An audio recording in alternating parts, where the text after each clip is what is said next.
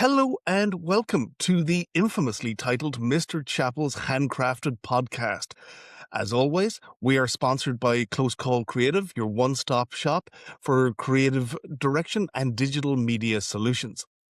And inevitably, this is the point where I'm going to ask you to please subscribe to the YouTube channel, come follow us on Spotify, just to get a little bit of reach out there and show me that what we're doing is of interest and of value to people out there.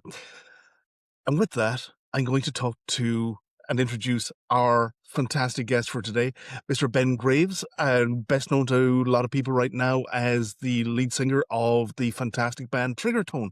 So, Ben, thank you for joining me. Thank you, Robert. It's a pleasure to be here, man. Honored to be talking to you today, and having a good chat. So thank I've you. I've been looking forward to this chat for so long, and you've seen this before. You know the way we do it is we do a little bit about your past, a little bit about your present, and a little bit about your future and what's happening going forward.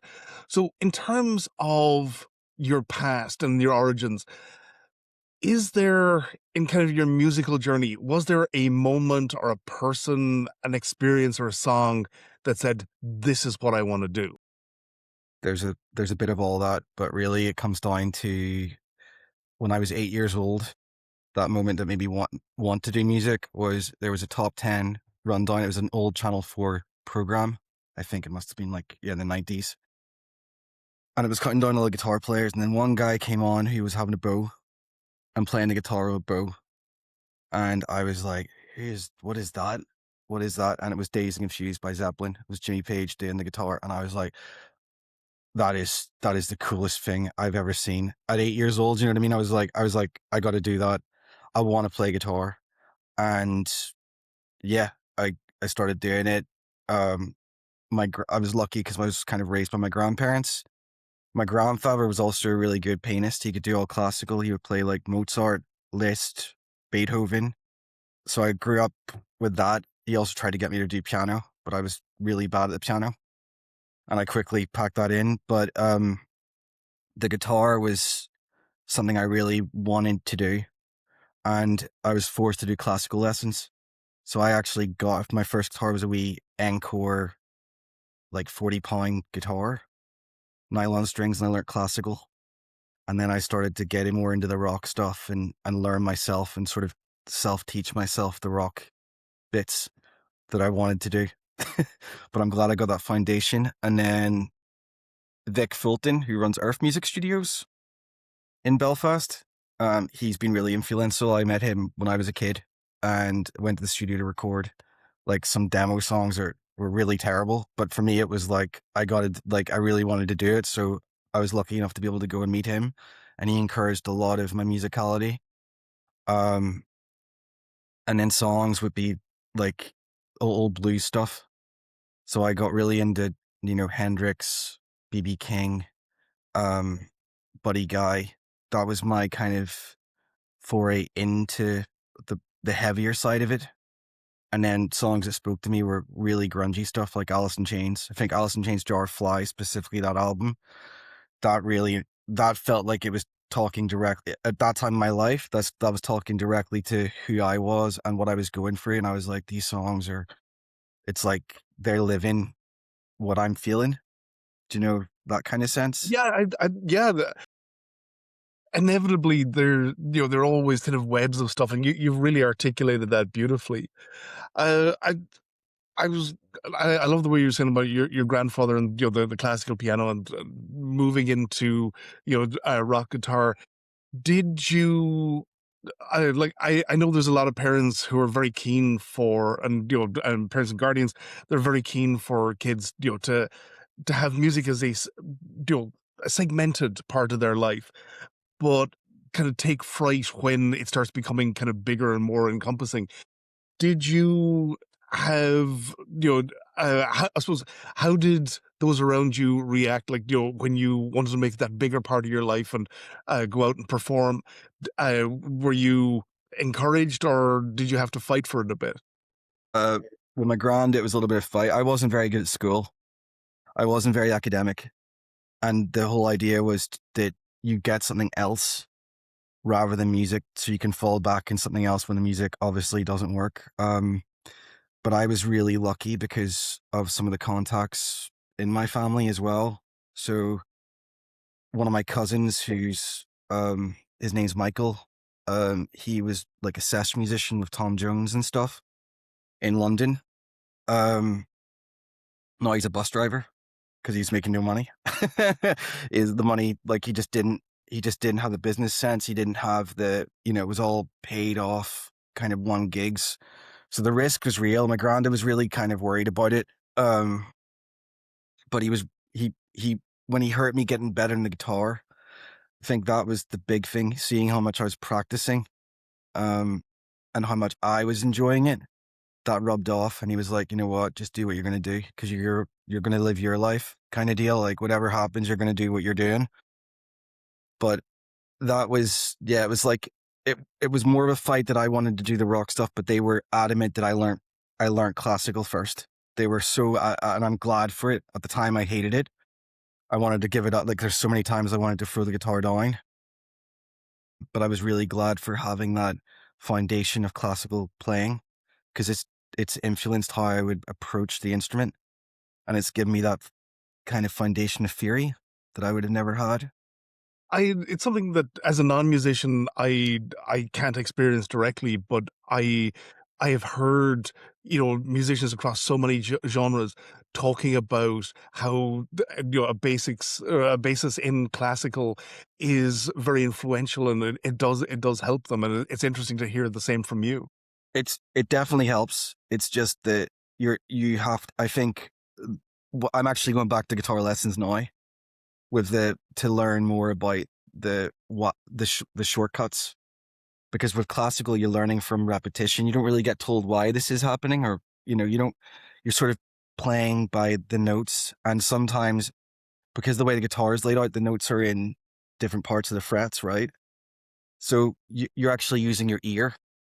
It's like you have to train your ear as well as what you're playing, because even though you see a note that might be C could be down here, C could be up here, and it doesn't tell you that. So you're relying on your teacher to show you that, and then you have to memorize it. But you're only memorizing. You're not memorizing the right stuff. If that makes sense. You're kind of just there's the piece of music. I got to do it exactly like this. But then with the blues and with rock, I was able to pretty quickly, because of the classical thing, pick it up by ear and be like, okay, that's what they're doing here. That's what they're doing. Oh, that's awesome. But I didn't know why it was good. So I went back to guitar lessons to with a guy called Corden McAllister.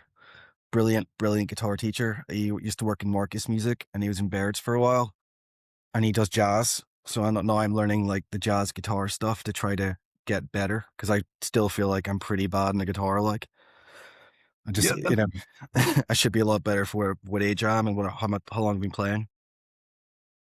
That's another thing that I hear frequently from, again, musicians of all ages. All genres.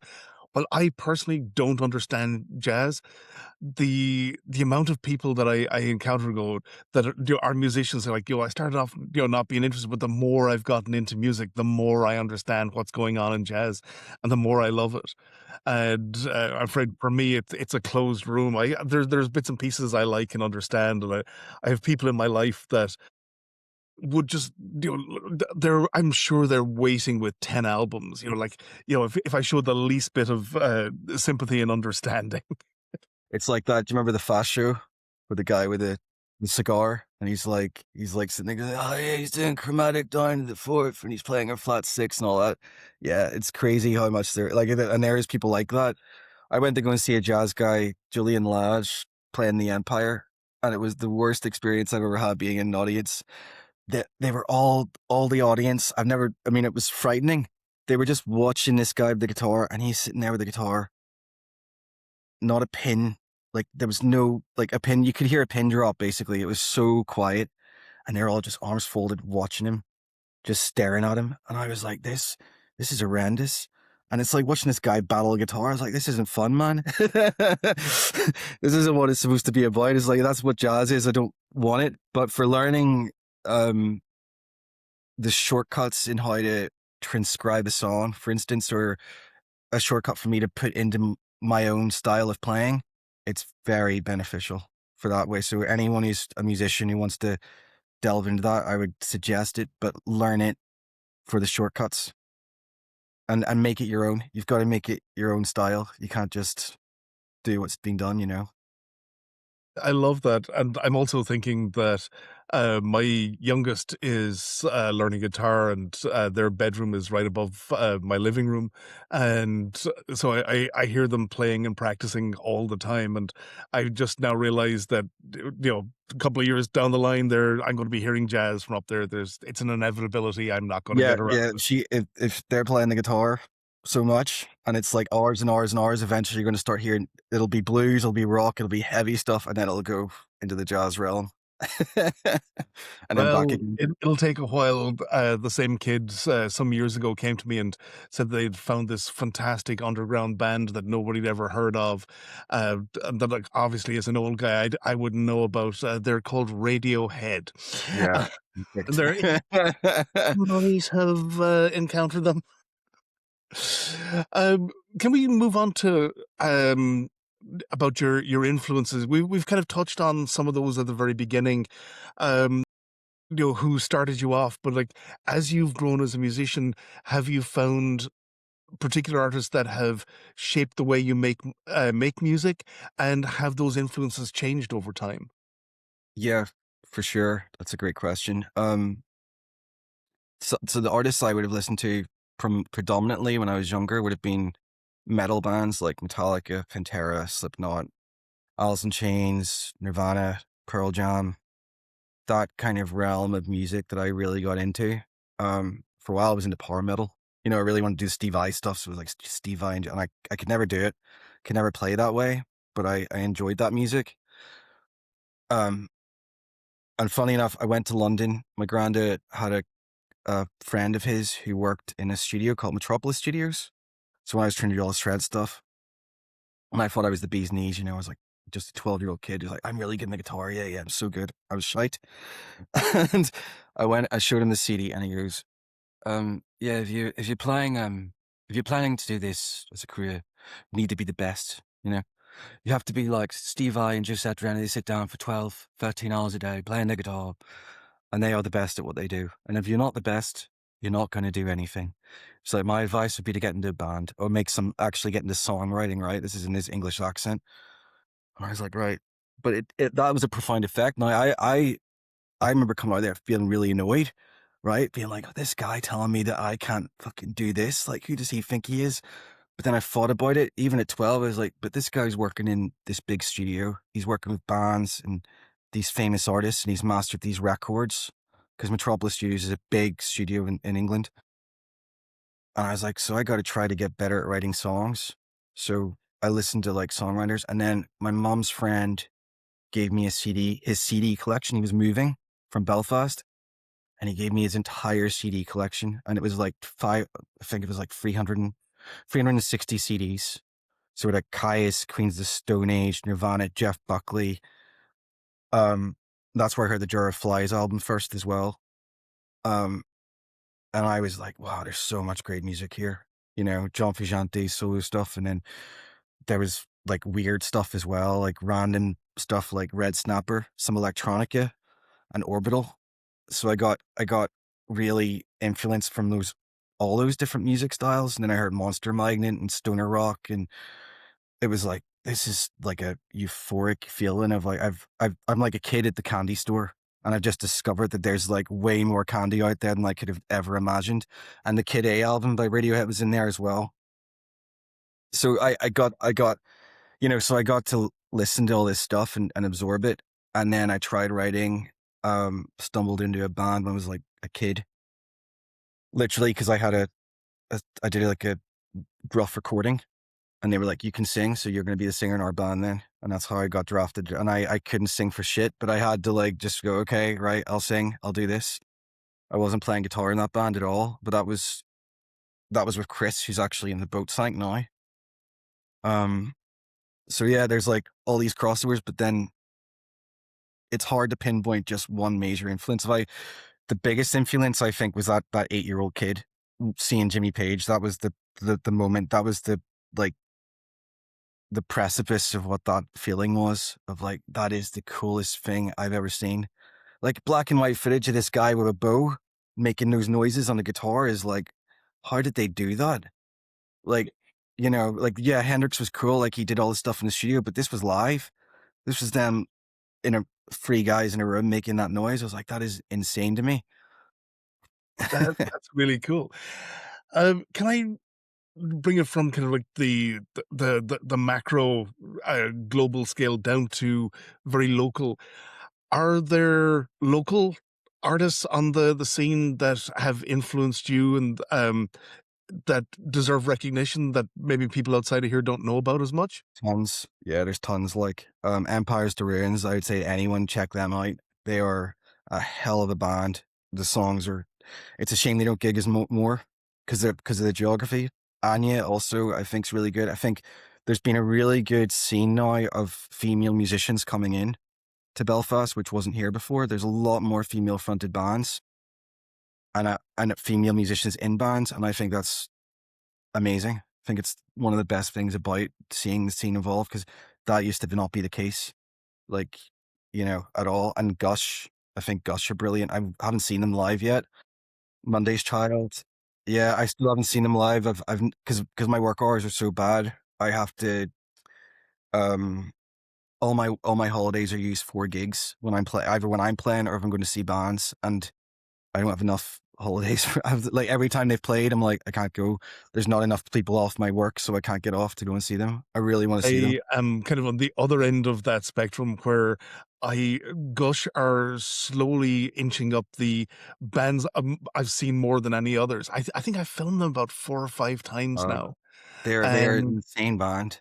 they Insane band. are, like, just every single one of them are remarkable, musicians, singers, just performers, and I've just been blessed to, see them perform so many times and see them, see them on stage and see them, progress in their career.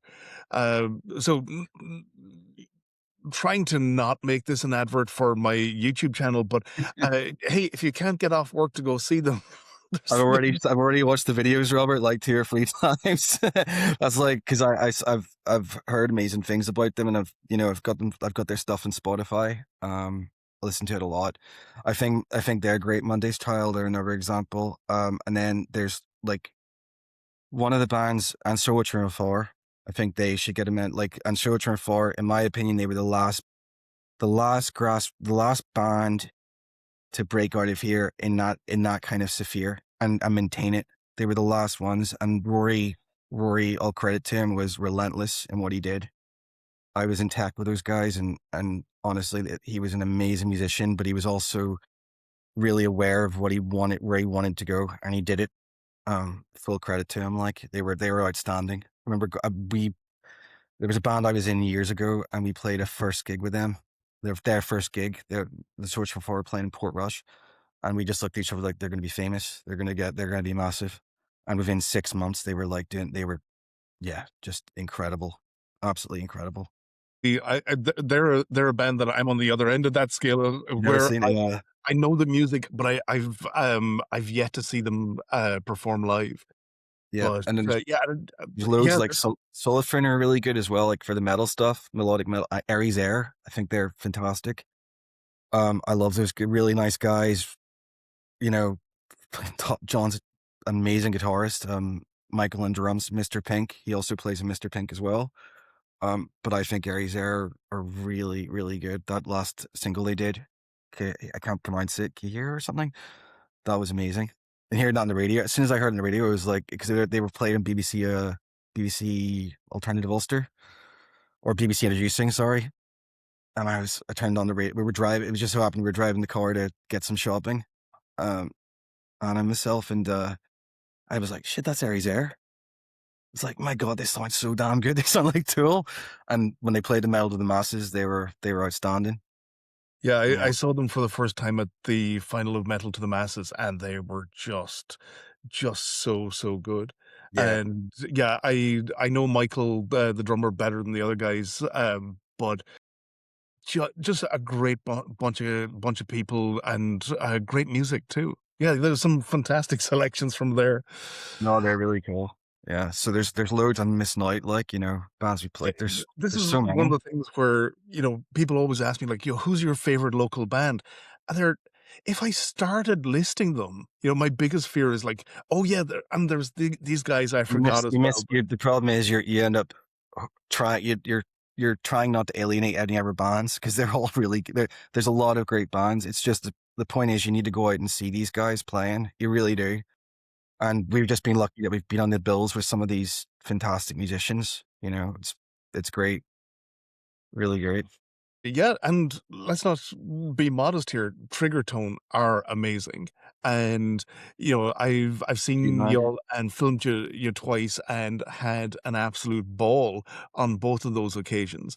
And you know, uh, I think I said it to you the when I saw you play the second time. Like, I loved the first time I saw you, and just whatever practice, development, whatever happened in those months apart, you were a completely different Yeah, band. you said that. No, there's a Just lot of mistakes, but we we covered it well. It was all good. It was fun. as It I was like as I we say just to had we have a blast. We have a blast. Whatever goes down, we as I just say to have fun. musicians that talk about making mistakes on stage, did you look down and did you notice anybody not having a good time? That You was the know, point. Everyone was enjoying themselves. Like, everybody was having a good time. Um, so how could you not? You had Empires of Ruins, Anya as well. Such a killer. It was a killer night. It yeah, was such a it killer it night. was absolutely wonderful. Can I ask you about your creative process?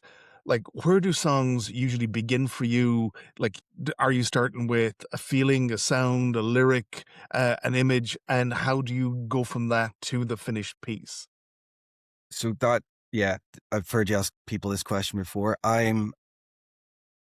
It's hard because every song is different or everything's a little bit different. My creative process, I can tell you about the way I would do it in Triggertone. I'm terrible at writing myself.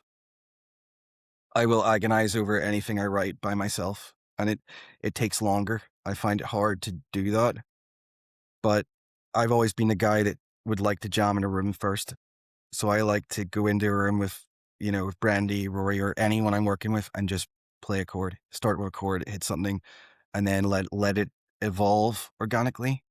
So like everyone's doing it, you're not almost like you're not talking. So the less said, the better. You just play, you're vibing, and then something happens, a riff or an idea, and then you can see the picture of like maybe that could be about this, maybe it could be about that, and you put it together. So it's really like kind of old school, like just being in the room together and try to write, and you it doesn't work for everybody.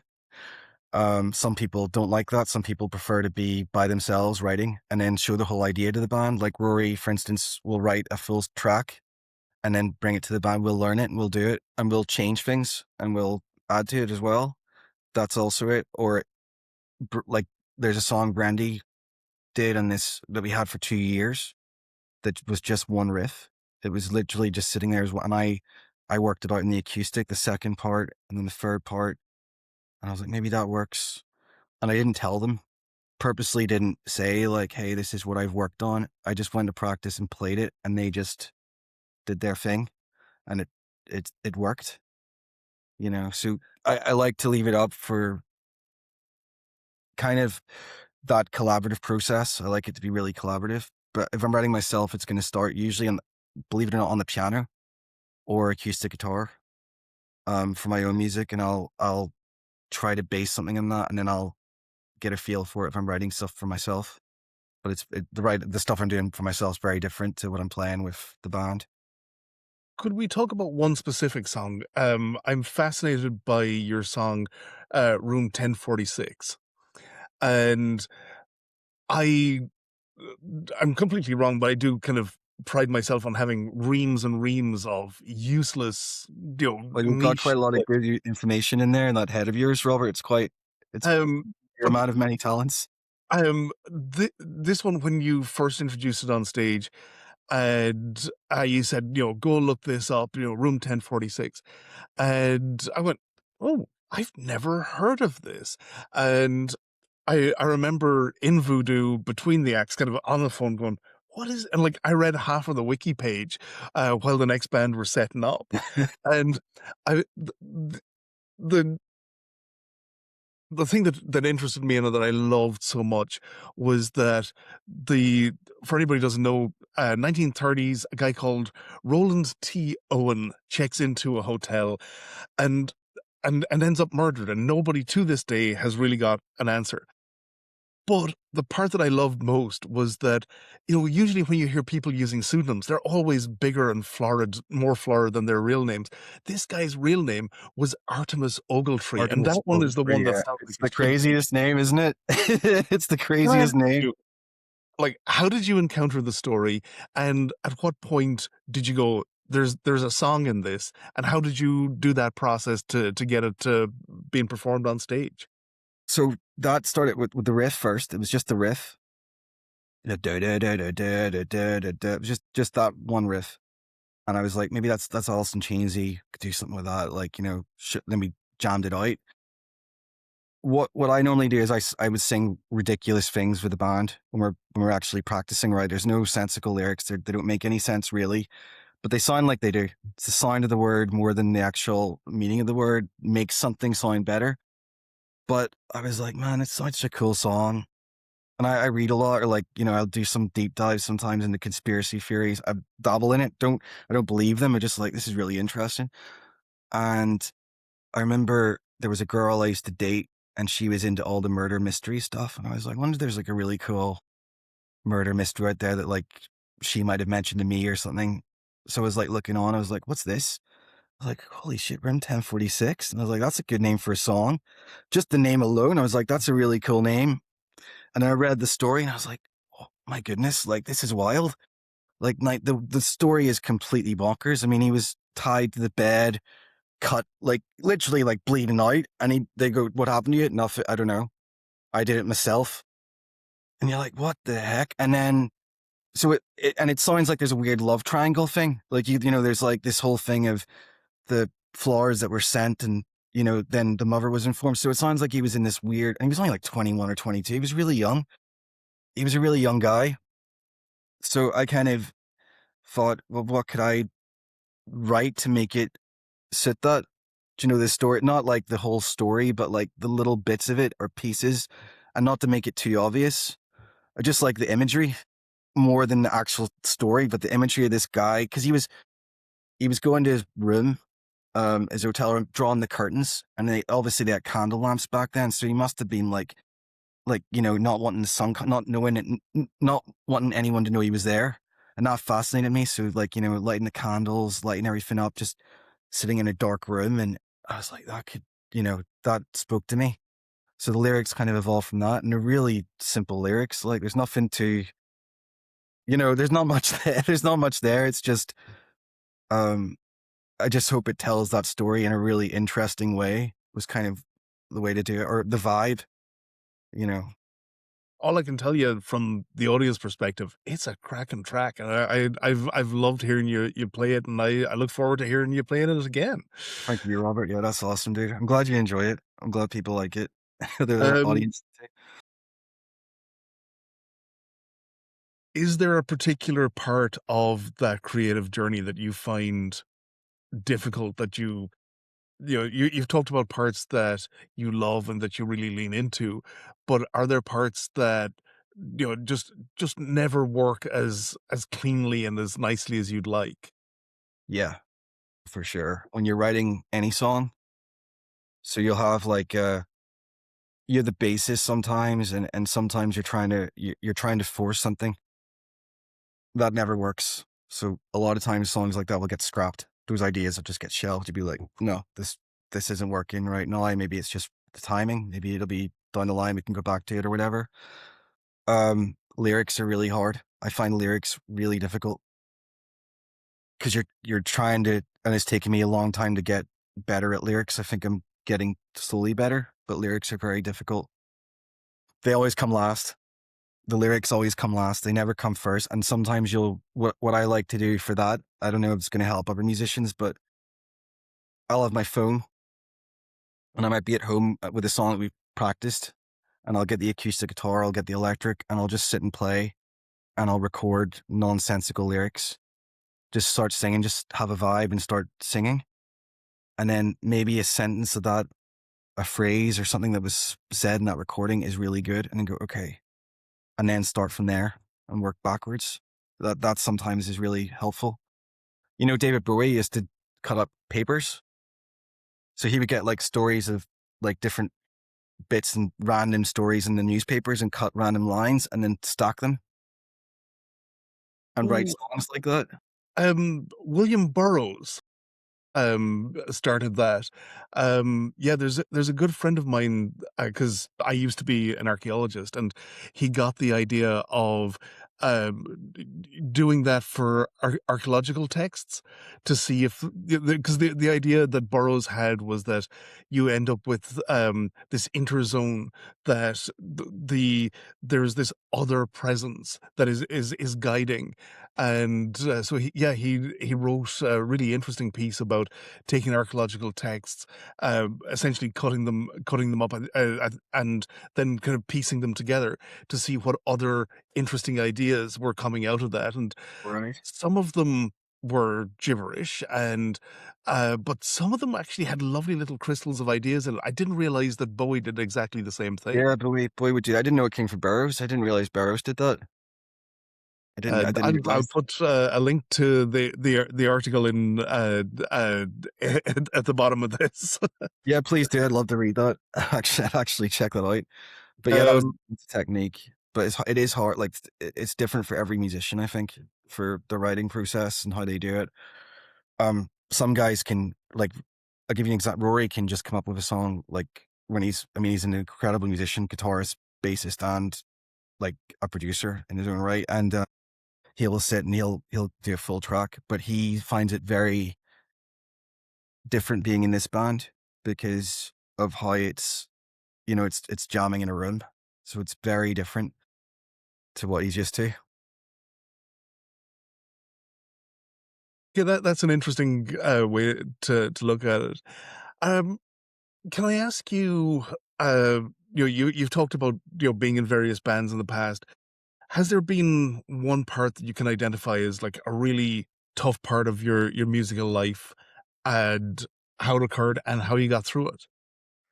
Yeah, well, the toughest part for me, I moved to London, so I did like an audio engineering course in London in my 20s, like early 20s, and I got a job in a really big studio, like, well, not a big studio, but there was a famous artist attached to the studio. It was like a management company that did demos for like Sony and Atlantic and Warner Brothers, and I lost that job after it was like a dream job for me. It was like, you're working with these high caliber, like famous bands, you know.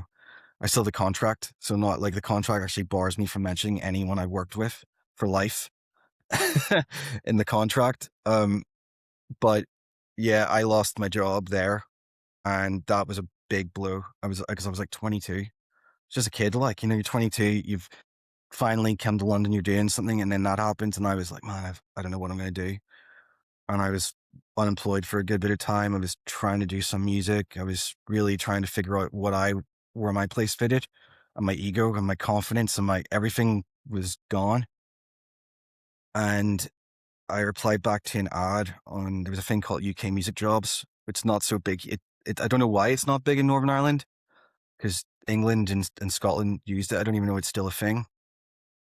But with that, you got classified fields of different musical things you can get involved with for some money. So like Foley work, you could go and record signs, or you could soundscape for movies. You could find work for like composing music, or you could find work for working with bands.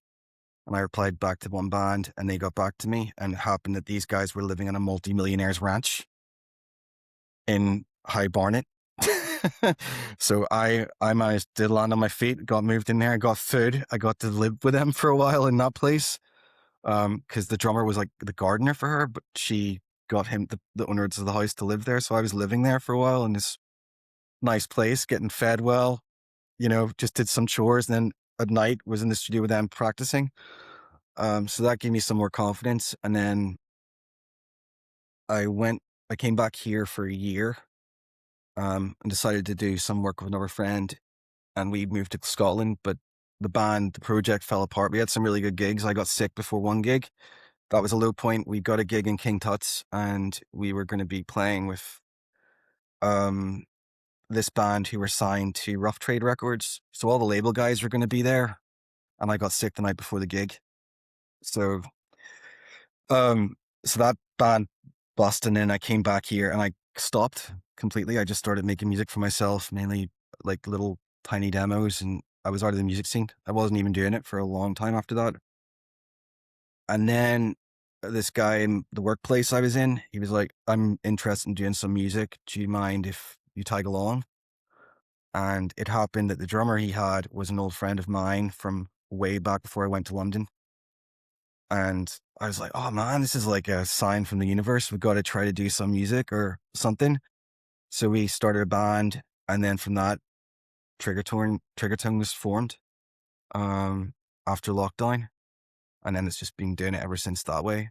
But yeah, there's been a lot of ups and downs, and not really like, I would say you do it for the love of it. You don't do it for the success or the money. You just do it because you love it.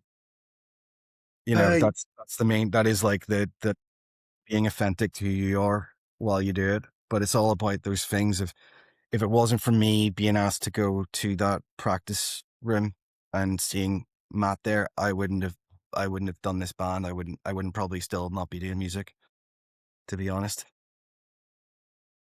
it's lovely when it comes together like that, and the universe gives you a sign. Yeah, it's like a gift. It's like a gift. And you go, where's that drop from? Like, and then you connect with your old friend and you're like, man, like what's been going on? And, you know, you, it, it started a whole catalyst of things to start this band. Um, but I was like pretty adamant. I didn't want to be in a band that's just going to try to play small. I really want to try to push it, because it's like the last chance I'm probably going to do is try to push something with a band. And it's like, well, we're going to go out there, we're going to gig, we're going to try to do this and just see what happens. But really, like, we crossed a lot of, you know, milestones off for me, like playing the Limelight, playing the Empire, playing like some really good gigs, and then some not so good gigs. But the not so good gigs are, in my opinion, the best gigs. You learn the most from them. Like that's the thing you got to remember. You learn the most from those gigs that are terrible. This is a conversation that I've had with a lot of artists that, you know, when we talk about the films I make of them, and they're saying, "Oh, this song wasn't great," or, this happened, and you know, I understand that. I'm there, and I'm trying to do stuff that helps the band now, but I am also like working for, and working in the widest sense, for the music historians of the future, and what no more than them, or indeed fans, they're not looking for a studio perfect sound, and the perfect performance. And the ones that are most memorable to me are the ones where stuff went badly wrong, because that's when you see what the real person is like. It's human. And I've seen, people handle it supremely well. I've seen a lead singer that went, "I don't know what to do, but I'm just gonna tell you some jokes until, the sound tech gets up here and fixes the guitar sound."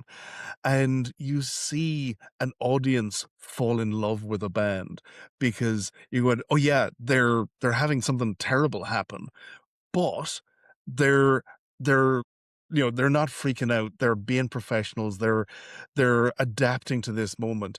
And, as a member in the audience, you're creating for me a memory that I am going to take more than the perfect gig that everybody else loved. Yeah, 100%. And and the thing about you documenting it for music historians, you're documenting the real side of what those bands are like. That's a real moment in time. That's a real thing that happened. Why censor that? Why even be ashamed of it? I think it's ego and it's insecurity, and I think a lot of musicians, including myself, have that. But you fight against it. You don't. You art's I always say this to people. I think art's a really selfish thing, right? I think art is something you do for yourself. A writer who writes a book, like Jack Kerouac, for instance, when he was writing The Road, he was doing that for him. He wasn't doing that for anyone else. Now he wanted people to like it, but ultimately he was like, I'm doing this because I want to do this. And I think that's the same for music. You're doing music because you want to do it. First and foremostly, you have to want to do it. And you shouldn't be ashamed of it being wrong or it not being perfect. It should be something you embrace because your mistakes make you, because we're humans and it's a very human thing. You know, I love it when you have a bad gig or, there's like not a lot of people there, because if you can get those people that are there to have a good time, you've done your job. Yeah, as I've talked about at length, I have zero ability as a musician, despite my parents giving me every opportunity as a kid to learn. And but in my life, I'd related to around COVID, I took up doing wood turning. And there's a certain, middle-aged beardy man that just looks at, stuff on the internet and goes, "You know what? Wood turning's for me." And I'm one of those guys. So I went and did it, and I did a course, a couple of days, and at the end of it, they teach you some of the basics. You take home a bowl, and it is the first bowl I ever made. It is also the worst Of bowl I course. ever made, and I love it because of that. And there are times where I look at, ones that come out and go, "Well, that wasn't perfect," or, "I wanted it to go another way." And you've got that physical That's thing where you can the compare it. physical, tangible thing. And I Yeah. think the bands, like a good parallel, that bands have the physical thing. With you, with the video, they have a physical thing they can back to and look at, learn from. They also have their recordings. Maybe like their first recording they ever did, and then their last recording they did, and they can listen to that and go, "Look how far what we've come and Yeah, what we've and done it here." is Like about that, it's the direction of travel that bands learn, they progress, and it's kind of tangential to it, but I was recently having a discussion with somebody who's doing some renovations, and I said, like, when we renovated this house many years ago, I pretty much accidentally fell on the right thing to do in terms of, because there's a point where you're just paying money week after week to builders, and you don't standing in feel line. that there's a progress. But the thing to do is take photographs, have that representation of, this is what it was like when we started, this is what it was like months ago, weeks ago, days ago. And it's only through creating that timeline for yourself you break out of that, recency trap where you go, well, it looked like this yesterday. What am I paying all this money for? We're not progressing. But it's when you get that longer timeline, and you and I don't want to kind of make everything about archaeology, but that kind of archaeology does, and history does that for us as a society. Maybe. But we have those documents, and again, it's something we'll come back to, the idea that, seeing bands perform time and time again, you get to know them and get a feel for how they develop, and I find that absolutely fascinating.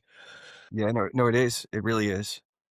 Can I talk to you? You mentioned about money, and the it's not a a part of the local music scene that I had given a lot of thought to until I started talking to Carl Tate recently, and he was talking to me about how basically anything that his band Adrenochrome make gets immediately funded back into paying for t-shirts to sell, paying for eventually studio time and all this. Um, so the question I have for you is, how do you manage the financial and practical side of life as a musician? Because we talked about it in terms of art, and I suppose the kind of the second part of that question then goes on to, does the need to make any amount of money out of it, does it sit evenly and fairly, or do the two rub against each other, and how do you make peace with that? See, I think it's one of those. I was talking to Brandy about this as well. We had a conversation about it, and he's like, "Is it right that we want people to buy our stuff and to do this and like come to watch us play?" And you know, such and such, or any band. Like, does any band have the right to do that? I mean, you could take a big band like, I'll give you an example, like Muse, with their ticket price was like 260, 270 quid for a ticket. And they had to put their ticket prices down because no one was able to afford the tickets to go to their shows. In a local band, you have to be self-sufficient to be able to do anything, right? So like for for us, it's like, well, we're grassroots band, right? We're not big, we're small fish in a pond full of like, you know, people that are amazing at what they do, in my opinion, like as well. And everyone's kind of struggling. So I think whenever you like, it's the same kind of deal for the merch. Our merch, we only got merch recently. We didn't even start with merch because we were like, well, what's the point? Because no one's going to buy the t-shirts yet. We have to be Adrenochrome are brilliant what they do. So they've done the right thing. They've already got their merch. They've already, you know, putting money into the band like that. But everything we do, it's the same. It's recycled. So all the gigs, like the money we get, the very little money we get from the gigs will go into our own money goes into it from our jobs. Like we all collectively go, right, we're going to spend this much in recording. We're all going to spend this much in, you know, this, and it's split, but it's all going back to the band. The, the thing that is hard to work out is like, how do you get that to go forward for yourself? And I don't think relying on streaming is a very good way to go about it. So, you know, you can make a CD for like £1 to like just buy a bunch of CDs, print out the artwork, do a limited run, for instance, like a limited run of CDs, and then that's tangible money in your pocket, you know. And you don't want to charge too much for people either. It's a balancing act of like, well, you know, folk are struggling now as well because of the recession, because of the world economy. You know, it's really hard. The thing I find, what find work talking to some of the promoters is they are struggling. The promoters, like people don't give enough credit. Like, you know, people who are running the gigs, I don't know how they make money sometimes. I really don't, because there's no one in. When I was we played a gig recently with a few bands, and yeah, I think it was Loveday, James Loveday from Distortion Project was running it, and there was only 10 people the whole night in the gig, and it's like how do you expect to that? Like he said to me something really insightful. He said, when that happens, it's okay because I have another gig lined up that I know is going to have the people in it. I've got a band coming over. So they kind of, you know, I guess they themselves have a safety net that they're willing to go down. I think that's a good route to make sure that you can self-sustain it because it's really difficult. Yeah, that story, you know, completely parallels at least two other promoters that I know, uh, that have had, you know, they've done everything right. They've booked great bands, they've done great promotion, and 20 people turned up. And I can say that for us in the room, it was a magical experience. And but for them, you know, there is the hope that the next one is going to turn a profit and is going to balance out the negatives on your books. But you know, there's been stories of you know, quite a prominent production firm that a promotion firm that closed down because even after I think it was nearly 2 decades on the scene, they just couldn't make it work anymore. And I think we're all seeing this, that while there are some beautiful and wonderful things happening on our local scene, the it's still difficult to get people off their couches It and is. Yeah. into you know, be it the Empire or Voodoo or the OES Center, and to come and support these bands. There was an interesting talk about that as well. About culture, how it links to culture. I think it was Rick Beato. I was watching an interview he was doing with the guy that produced stuff with Dr. Dre, and and he also did stuff for Avenged Sevenfold. But he was talking about how music's consumed by the younger generation. He said that it used to be that you would go out, have your music, and you share that with your friends, and you'd be like, "I'm listening to this band." Kids don't do that. they won't talk really about what music they're listening to each other. It's it's an interest like it's an interesting shift. I don't know. I think it's just the way music is looked upon now. It's not viewed this. It doesn't have that same importance weight. It's like, oh, I'll go and watch a tribute band playing this band from years ago, and I'll spend my money in that. But an original live band, it's small and doing. People don't seem to be as willing to go out for those anymore as much. I don't know why, and I don't. But I do know that if you have a solid fan base that are listening to you, whatever you do, and if you're doing it with the authenticity and you have like that determination, you can make it work. You just have to be really smart about it. I think it's being just smart. Like I would say Adrenochrome were smart getting their merch, being able to shift some t-shirts at the gigs early on, especially in that underground metal scene, because they love that. Like the metalers they've always been like that, you know. I always say like you joke that the metalheads are kind of like pop stars in a way. You know, it's all about the image as well as the music. It's the attitude as well as the music. Um, and that's something the metal has uniquely to itself. Um, but it's gauging like how much is it costing to make those t-shirts? How much do you have to sell it to make a steady profit? How much do you want to charge to your fans? You have to think of all that. You know, I'll get a good example. Robert, recently we were asked to do a gig. We're playing in August in Limavady, and they're doing a festival for the first time, and we were asked to get a bus for people from Belfast to go up there, and the bus was going to cost 650 quid. So it was 10 quid for the ticket to go and see six bands, six local kind of underground bands. And then if we were going to get that bus, it would have to be 22 quid a ticket for them to get onto the bus. That's over £30 for just a few hours of crack.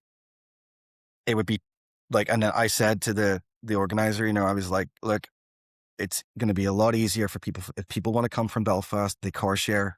We can do something. We can give something to the designated drivers. Like, you know, we can give them a CD. We can do something. So if someone has a driver that's going to drive people over, we can, you know, sort them out as an arrangement because it's fairer. Because you don't want to be unfair to people as well that are making the effort to come out. Like, you know, or you expect people to do that. You know, I don't see it. Yeah, I'm in the back of my head. I'm still grappling with the what you were talking about, and I do kind of rail slightly against when we kind of consider young people as an indifferent slab, like No, they're no, no, no, no, yeah, sorry, I don't mean to come across like that. I'm no, no, talking. Yeah, it's a shorthand we all use because, like, I'm considering like how I interact with my kids with music, and my eldest who makes and produces EDM in particular, um, is always sharing stuff. Like last night came down, sat with my wife and I and said, "Look, I've just finished production on this. What do you think of it?" And will regularly say to me, "This is who I'm looking at or listening to at the moment," that's and to take me through deep dives of their music. yeah, because you're always gonna have people like that who are music lovers. Like that's the thing that's happened. But I have to say, the thing where it really shows my age is the love and simultaneous dislike of how available music is now. that's I'm talking more about the general punter who's not making or creating music or not the general population of younger people. Just the way it's become with social media, where it's become like it's not valued the same way. I think I just from those reasons, from like streaming, from the fact it is so readily available, it's kind of like throwaway. You're not going to get when I was like, I remember saving up pocket money and going to HMV and making this like, and not knowing what the band was I was going to get that week. Right. So I was looking at the CD, I was reading up like who produced this, who's the songwriting credits, who's that. And if I didn't know, I'd be asking the record guy, you know, be like, can you tell me about this? Like, is this a good CD? Like, you know, what's going on? And you'd find stuff, you would discover stuff like that. And then you discover what that artist who those writers worked on, or, you know, there's a hit like an archaeology. There's a history that you can then go through and go, oh, it's connected to this and this and this. Oh, I find this band through that. Oh, that's really cool. I find this. That's lost. That's like Yeah, you're giving me flashbacks to my youth where like I grew up in like a mile outside the nearest village and then like 15 miles further on was Galway. And you know, you saved up the pocket money, you went in and like you just like what album? And there's for me at least there was an inherent conservatism in that because limited funds meant that you had to, you know, commit. make that go as far as possible. And I was thinking about this recently. It was precisely because of that. I did not get into Twisted Sister. Now, some people say that's a blessing. Some people say I missed out. But I remember like albums back in the day, and indeed the albums have come back, proper vinyl, and you just like kind of flipping through them. And I remember seeing there was one vinyl, because looking at them on vinyl, then buying on cassette. And I was looking at, and I saw this Twisted Sister album. I went, "Oh, I love the name. I love like how outrageous the cover was, but I don't know anything about them. I don't know anybody who listens to them." And I put them back, and I was like in my 40s, but when YouTube, they're suggesting this twist. Oh, I remember them, and realizing that so much great music I missed out on because it wasn't available. And that's what I was saying, like, with streaming now, you can you find somebody obscure. Oh, they've got 15 albums. I can listen to all of them or none of them. And I'm delighted in that, but like it's the old conservative part of me that went, yeah, but I would have had to, save up money, and like like if you had 15 albums, probably only three of them were going to be in golden discs in Galway, because the shelf space, and there's this joy that I see now, and I think part of that becomes that because music is so available and ubiquitous, that for some people, I think it will always possible. But one of the nice things that I see in my own kids, and I see in a lot of people, who are small of the local scene, is that for them, music is not the least bit disposable. It is deep and it is meaningful and it is precious, and they're the ones going out to gigs. That's good. No, that's good because I just talked to some people like, and I've asked that question like, oh well, I don't really listen to me, like a lot of kids I've talked to, like I don't really listen to this unless they're into it. They have to be into it. I think like from like I just remember like I'm talking about MySpace, like this would be 2002, 3, 4 kind of era, and I just remember that those gigs anytime a band was on, because it was the start, it was sort of like the start of social media, like MySpace and stuff like that. Those gigs were generally packed out. Those people would go out.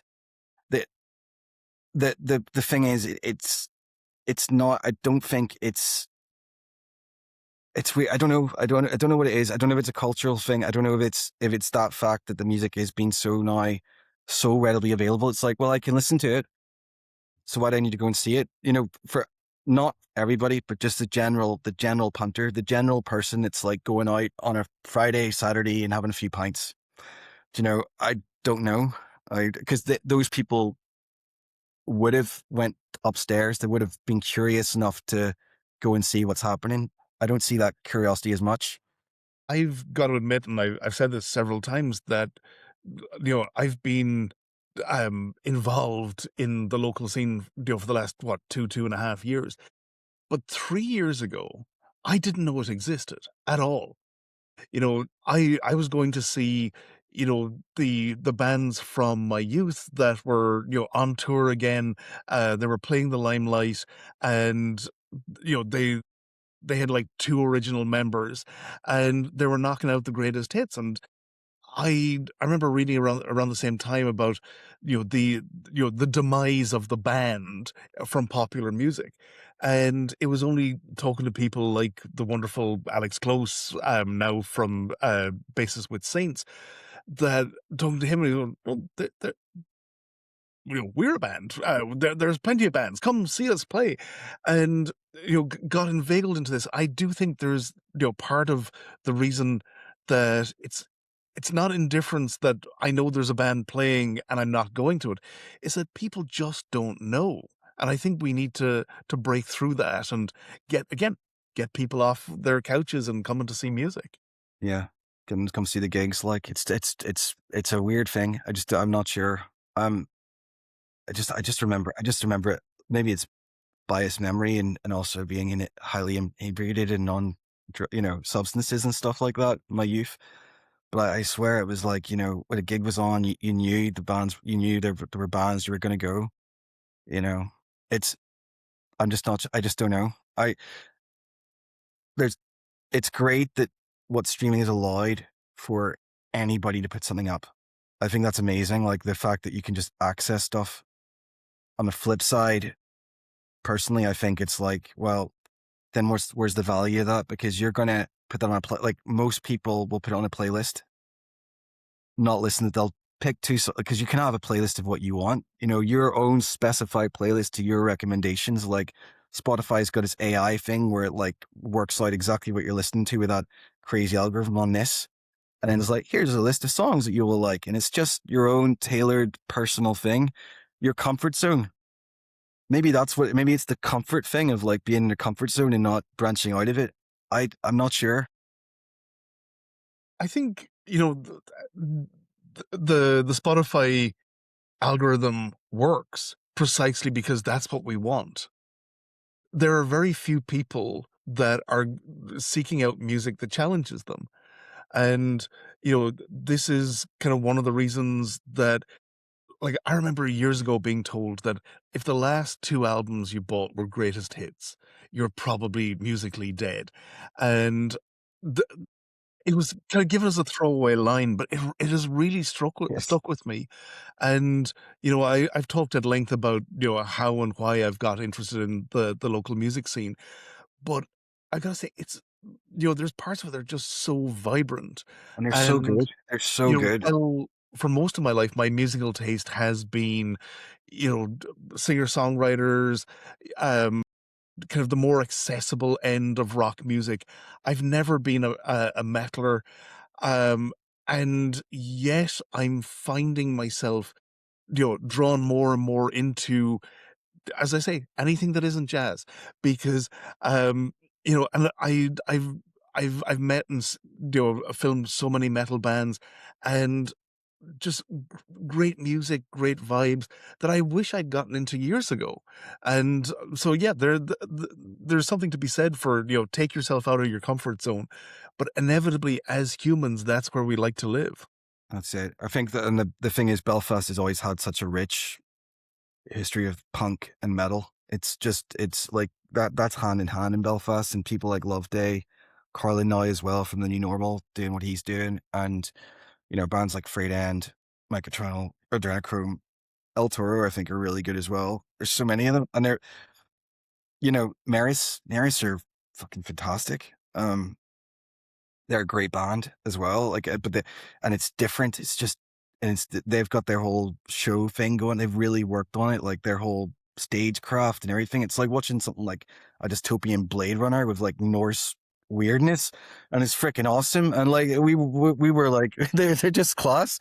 We're watching them being like, man, that's so cool. And then when they got the support slot for Prayers, another phenomenal band, like that's gonna be, yeah, like things like that, I just think are class. I really do. And there's so many, great bands trying to break through. And I think if you were relying on just breaking through on Spotify or anything, you can't. It's all about the gigs. And if you make that impact that's why it's like, it's so important to have a good time and be authentic.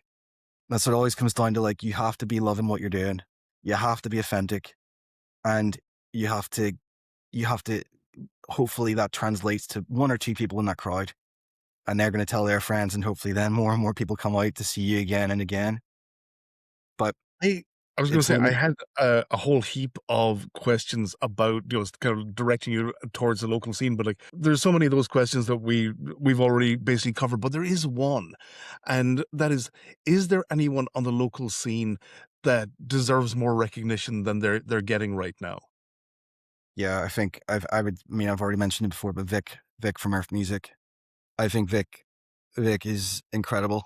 As an engineer, he does the live sound, and anytime you've been to the Deer's Head and you've seen the gigs in Deer's Head, Vic is the sound guy. Vic is the guy that is doing the sound, and he runs that studio.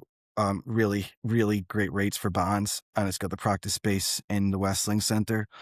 He used to put on gigs himself, audio ill, and he was trying because Vic lived in London for like 20 years, and his idea was to get bands that don't fit with each other, and because that's something that isn't in Belfast, it's bands are all the same. Bands that are kind of similar are always put on the bill, right? So you'll have like it'll be like a set kind of thing. Tonight we have this bands. We're gonna have metal, so we're gonna have all the metal bands. Tonight we're gonna do punk nights with all the punk bands. It's gonna be an indie night, so we'll have indie bands. It's kind of bands that fall in the same vein for that night. I understand it because it makes it collective. But in London, you can go to a fucking local like Hope and Anchor. That's where the Sex Pit. I used to live like 20 minutes walk away from the Hope and Anchor. I went down there one night. I saw the first band on was a death metal band. The second was a synth pop duo, and the third was an acoustic folk thing, and then the fourth was a funk rock heavy psychedelic. It was and it was fucking amazing, right? Because you had like all that in one night. You were exhausted by the end of it. You were like, oh, what the fuck was that? But holy shit, was it good? We don't Like, have that I here. love when, occasionally that does happen in Belfast, but when it does, like, there was one night I remember in Voodoo, where it was a Voodoo Sessions night, and they had 3 rather different bands from, and the middle one was, metal, and the the band that opened had about 5 people in front of them, and then the metal band came out, and all their friends came in, and Yeah, all the metalers, and it was wonderful, it was a fantastic thing, and then they all left because that crowd were not there for, for the the other alt bands. rockers that were on last. And that's the weird thing about that's specifically I think a Belfast thing.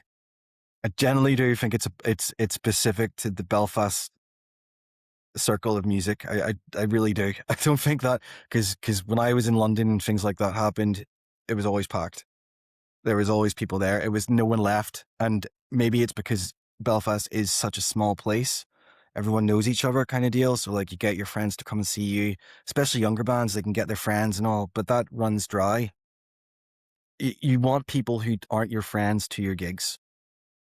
You want people who don't know you to be at your gigs because that's exciting. That's when you go, okay, like they've connected with that, and they're not people I know, but they said they enjoyed it. That means more than your mates going, that was class, right? I'm going out for the beer. I'm not going to stick around for these other bands, like, because those bands deserve to have people watching them too. I think every band deserves to have an audience or like some kind of thing for them to be able to just progress. But I do think it's a Belfast thing. That's very specific to Belfast. Glasgow's similar. Glasgow's quite similar in that respect as well. Um, can we move on to the future? What are you working on right now that you're excited about and you can tell us? Yep. So right now, currently, we've worked with this PR company in England called Stampede Press.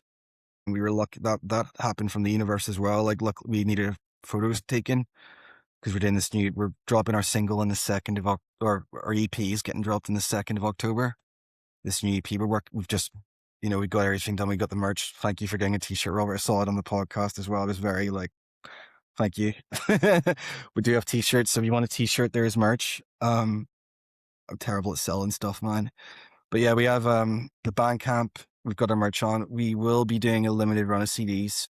So we're going to make 50 CDs with different variation of the artwork. And we're going to put handwritten lyrics in there. We're going to sign it, whether that means anything or not.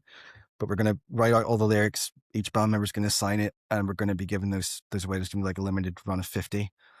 But the big thing is the PR. Like we're kind of trying to focus on more social media content and trying to get gigs elsewhere. Really, we don't want to be gigging in Belfast too much. And we want, like, I would love it. I personally would like us to be maybe getting a tour with a few bands, the idea I have, which is, I don't know if bands are going to be up for it, but it would be like a rotating headliner for a tour. So you have like four, like three bands touring, and then you just, every night we pick up like, every band just picks a name out of the hat.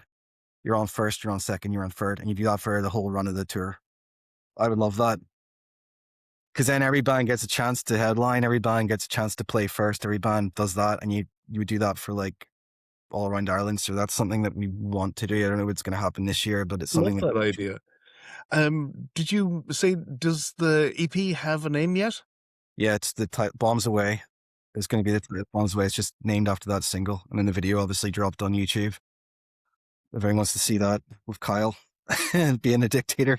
He played that Yeah, bully Kyle's a man. great guy. I really loved meeting him the other night. He's outstanding, isn't he?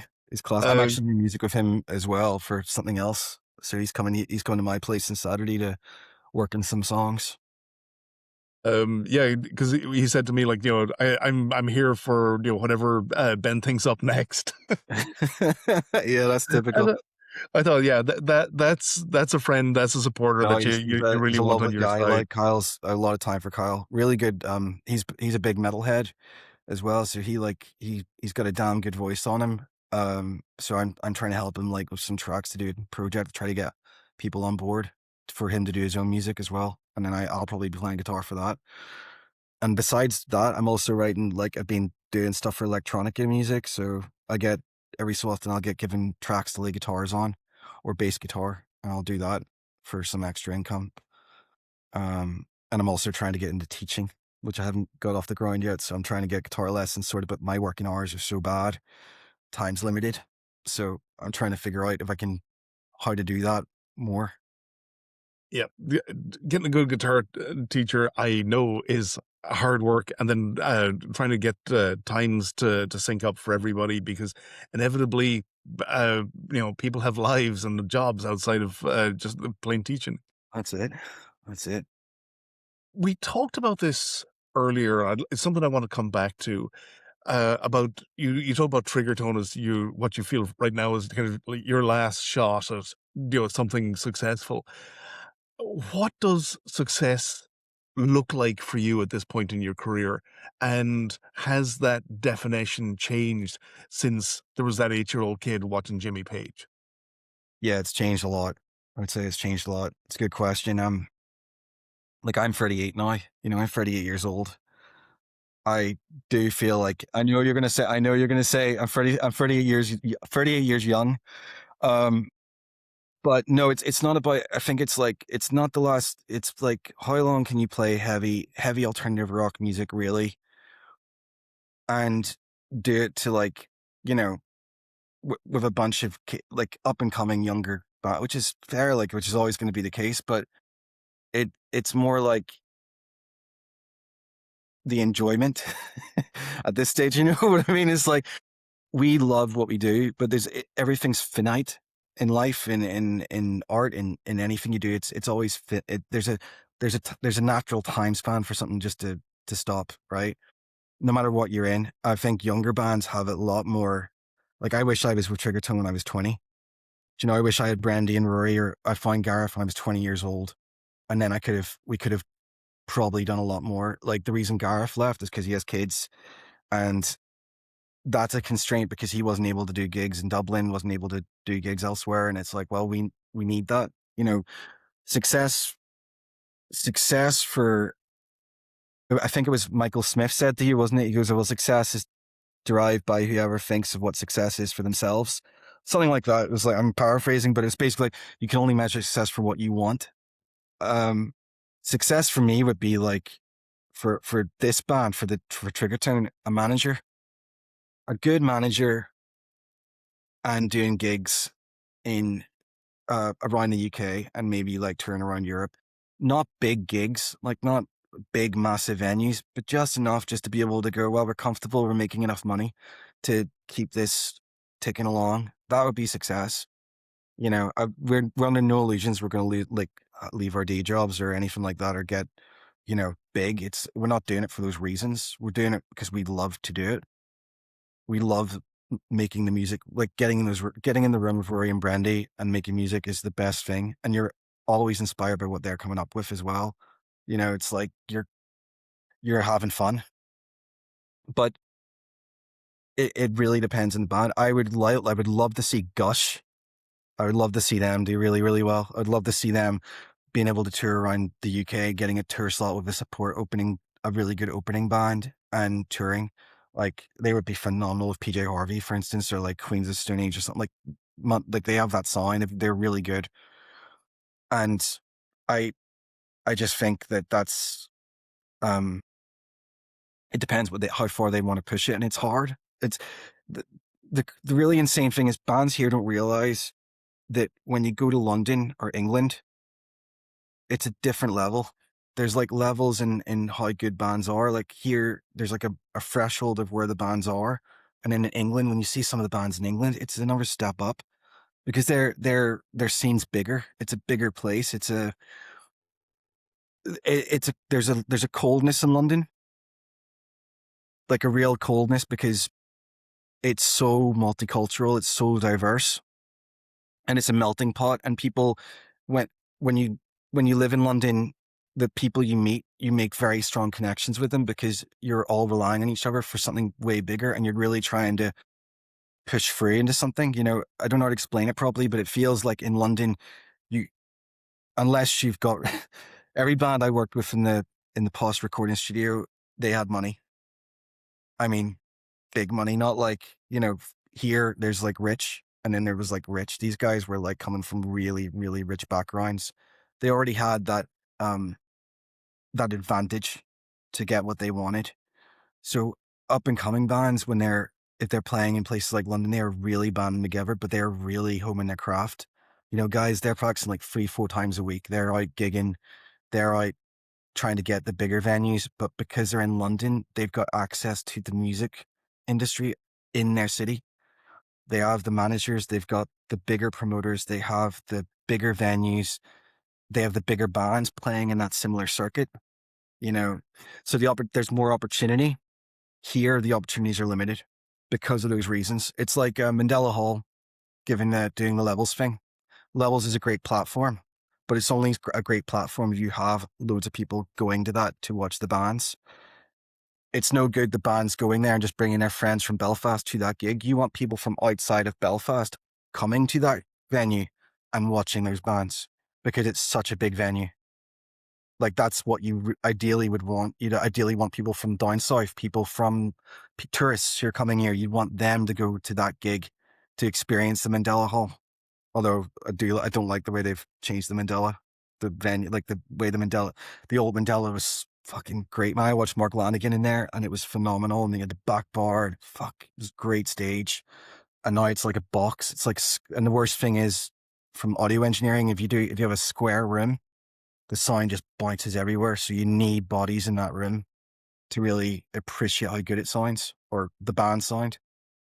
Yeah, I love it as a venue. I love Levels, and it, it's the one thing that keeps coming back to. It is so criminally underattended. It's so criminally undertended, and it's not the fault of I don't think it's the fault of the promoter I just think they need to figure out a way to get people from.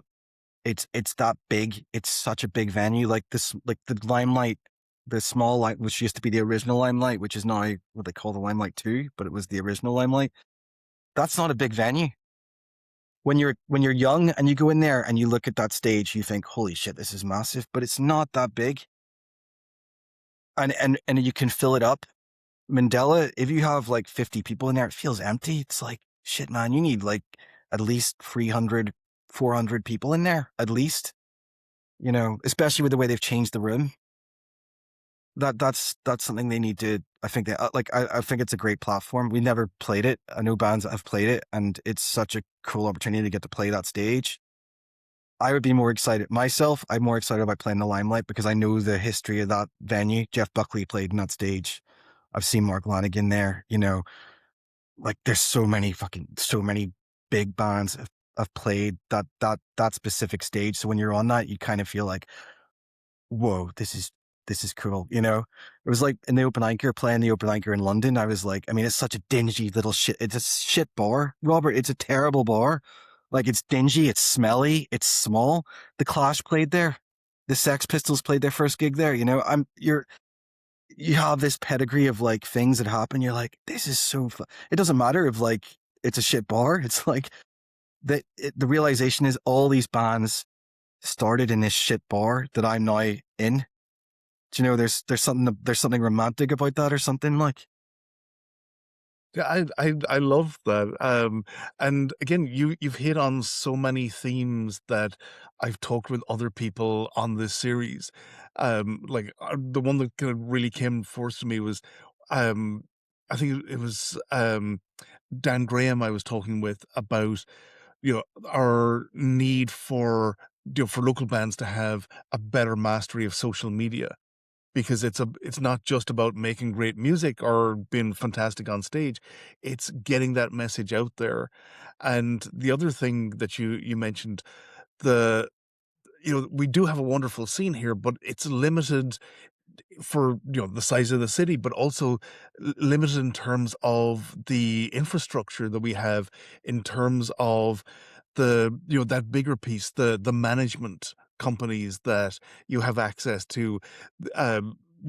We don't just need bodies in the Mandela Hall. We need to get a reputation for and like the world doesn't begin and end with signing a record deal, but that's part of how you build success.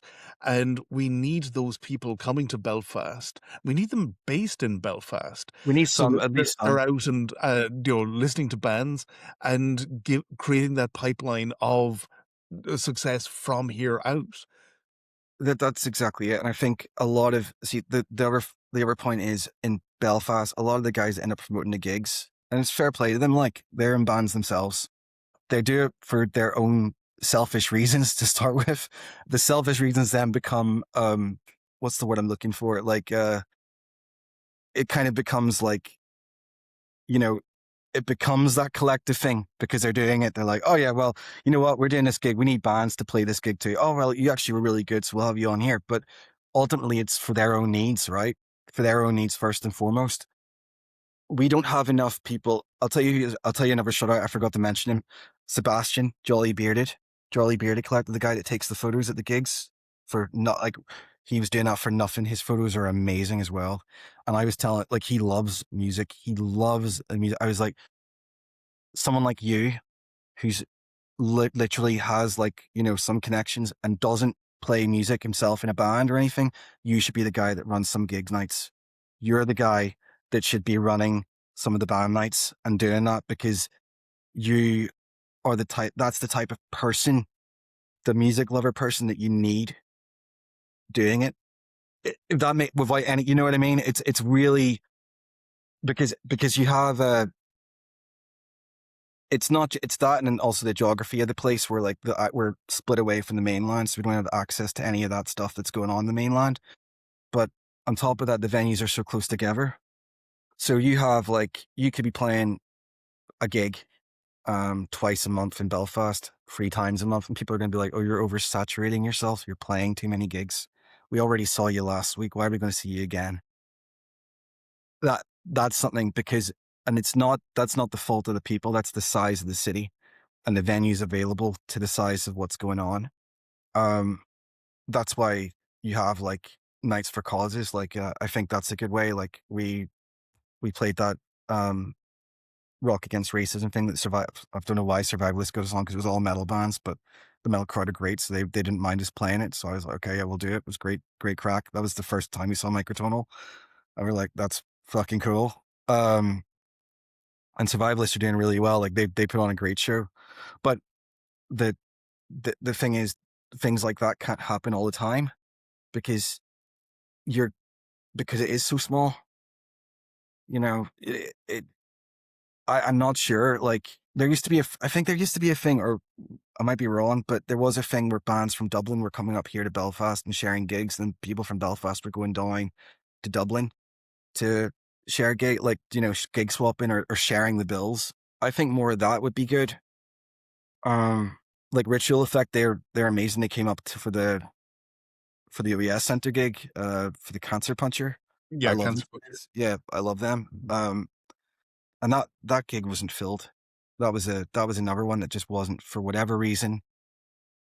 And they and I saw it in social media. Like I saw it posted in social media. I saw them trying to promote it. For whatever reason, people just didn't go. I know it was a hot day. Like you could say people were like, "Oh, it's the weather. It's a hot day. People are out in the bars. Like people don't want to be inside. They want to go out drinking." But like you'd think for a metal thing trying to raise money, and there was people who bought tickets and didn't show up because they raised over £1,000 for that cause. You know, I don't understand it. I don't really get it. It's one of those mysteries. It's a mystery. It yeah. Well, at least it's a mystery not just to you and I, because, it's something that has come back time and time again as we've discussed it on this podcast and as I've, talked to musicians, independently. I will say, though, that, my wife will actually kill me if I start saying that I'm gonna start promoting, my own gig. No, no. Well, the good thing Shall we is say it has been Sebastian. mentioned as a "thou shalt not cross." No, But hey, Mr. Chappell's handcrafted Night of Metal may yet be a thing. and you have like another. You have to get caps with another white guy podcast. You need caps for that on another pod. You need to get a cap of that. Like I will buy one. I will definitely buy one. Listen, we're coming towards the end, and this is the piece where I kind of ask people to be reflective and, philosophical. And I usually ask, very simple questions along the lines of, what would you like to have known at the beginning? I want to try a different one with you, and it's we talked about, facing setbacks and failure, but what is the thing that keeps you going, either career or down to the individual song level, when something is just not working? So it's you you talked to someone else in the podcast before about curiosity. It's the curiosity of can we fix it? It's like I think it was Dave Grohl from Street Fighters talks about it being like Lego pieces. He sees music like Lego, like building blocks. If something's not working, you have to ask why is it not working? Is it is it worth to keep this idea going? But if it's worth it to you to keep pushing it, even though the other band members or whatever don't like it, if it's worth it to you, you just keep chugging along one day at a time. Play that riff, keep playing it, keep thinking about it, and then maybe a couple of days of doing that, doing other things, something else happens, and then you go, "Oh, I've got the second part of that." And then you go back to your band and you show the band that, and they're going, "Holy shit, that sounds great." That's when that's the thing. It's not the recognition; it's the fact that you know yourself. There's potential in it, and you realize the potential. You didn't just let that die. You got to keep going for that. For as a songwriting collective, keep going musically. It's because you love it. I'll go back to that again. It's the love of doing it. It's simply the love of doing what you're doing. I couldn't go a day without playing the guitar. I couldn't go a day without listening to music. I have to have music in my life. It's something that's in me. Fundamentally, it's just who I am.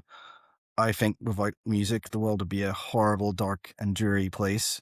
And especially without music that challenges or music that speaks to people, I think the world would be less empathetic.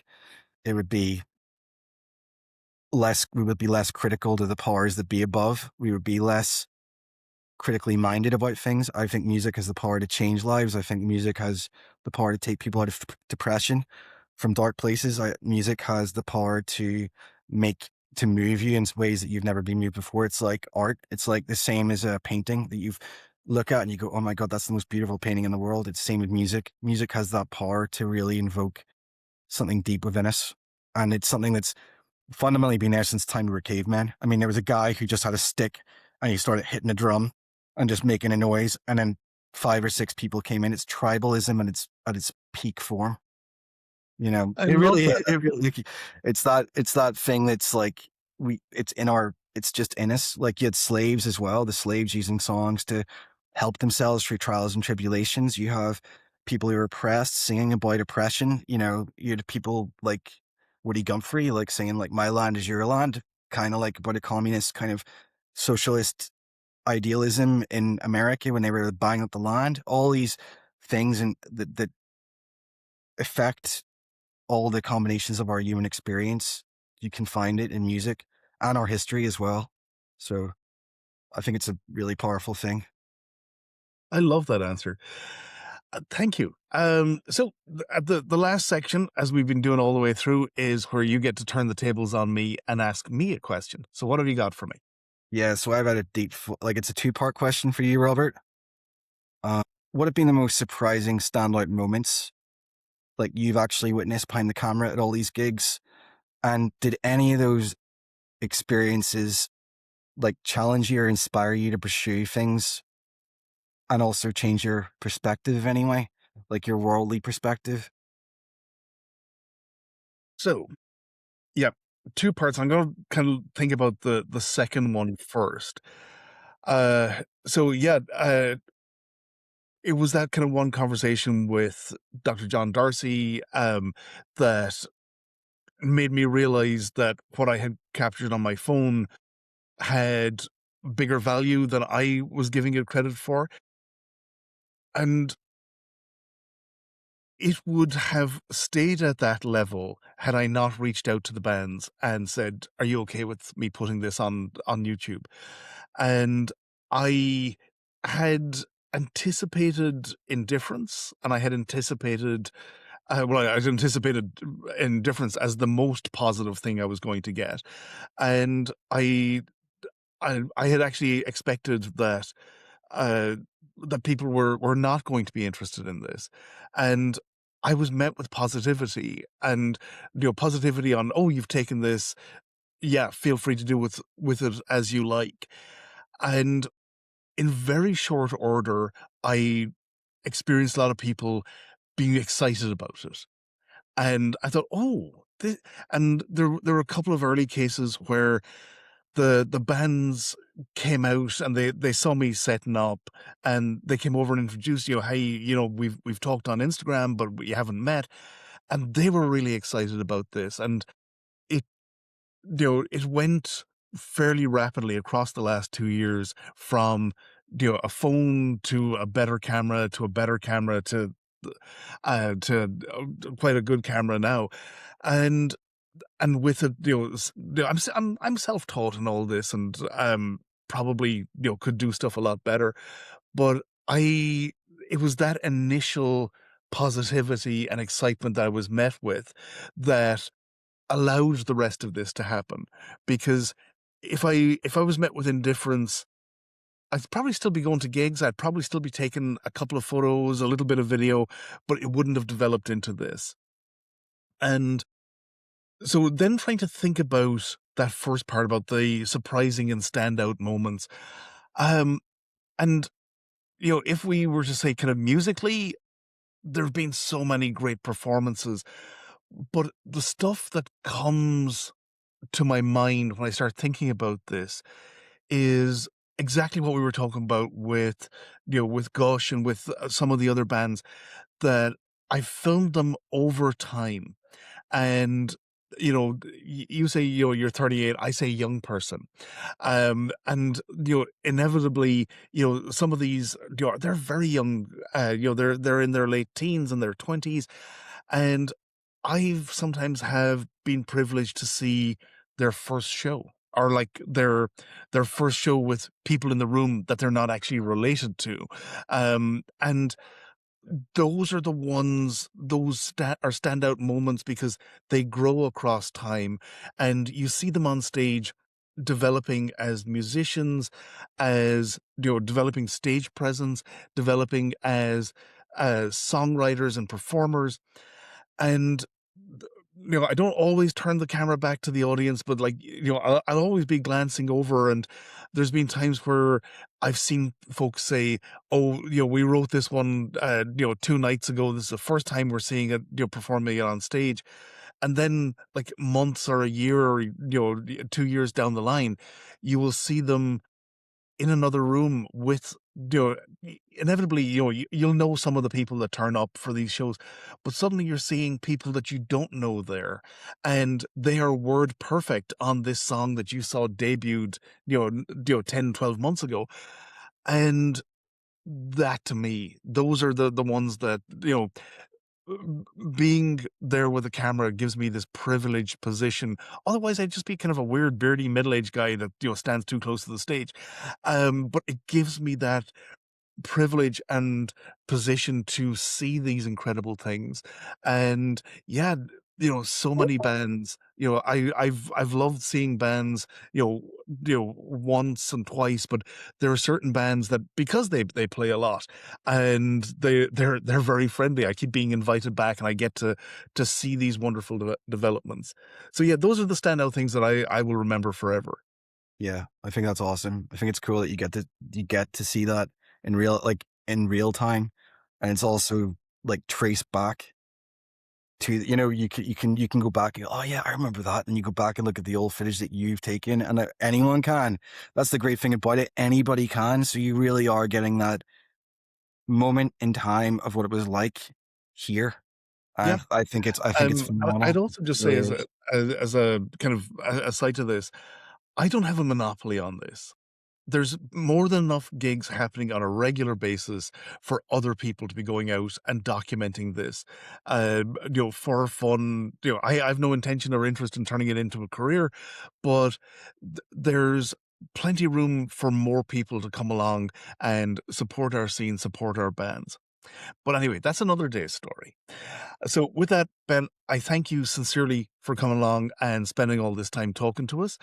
I if anybody has gotten to this far end of the conversation, again, please consider following us on YouTube, subscribing on Spotify, or maybe that's the other way around. Either way, thank you for your support to anybody who's still watching. Ben, definitely my thanks to you. Handcrafted episode, and we shall see you at the next gig. Thank you and good night.